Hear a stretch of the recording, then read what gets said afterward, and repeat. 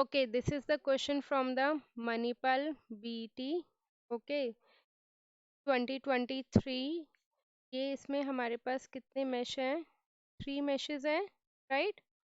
This one is I1, this one is I2, and this one is I3. Correct? In this question, they have asked you to calculate, determine the voltage VC and VD in the given network. So whenever we need to calculate the voltage across the resistance, for that we need current, right? So as you can see, according to the sign convention, here they have marked positive, here they have marked negative, means current is moving like this. So we have to take the same direction. Okay? So VC is how much? According to Ohm's law, I into R. How much current is flowing in 20 ohm? Can you tell me? I1, I2 or I3? Hmm? I3, right? Multiplied by 20. Got it? Now next case is VD. VD, can anyone tell that how much current is flowing in VD? Sanav, tell me. This 10 ohm. Yeah, that would be I3 minus I2 because it is in the middle wall. So there will be flow of 2 current. That is I3 minus I2 multiplied by the resistance 10. Okay.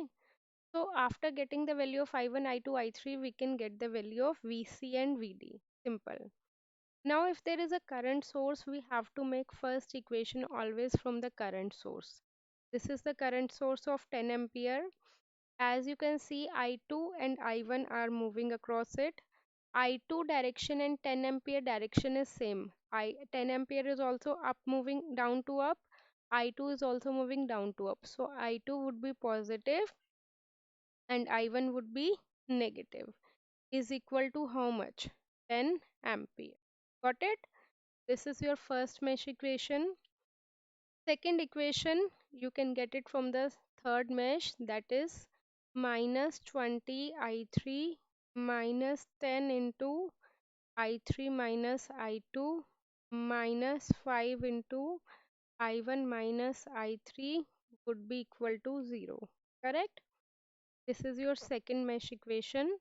And third mesh, third, you can't take the mesh because current source is there. So you can take a super mesh. Okay? You can take a super mesh. So can you tell me the equation from the super mesh? That would be plus minus means minus 5 I1 minus I3 minus 10 I2 minus I3, then minus 5 I2 minus 10 I1 is equal to 0. Correct? This is your third mesh equation. So all three equation you can solve it through your calculator. Then you will get the value for I1, I2 and I3. You can substitute the value of I1, I2, I3 over here. Then you will get the value for VC and VD.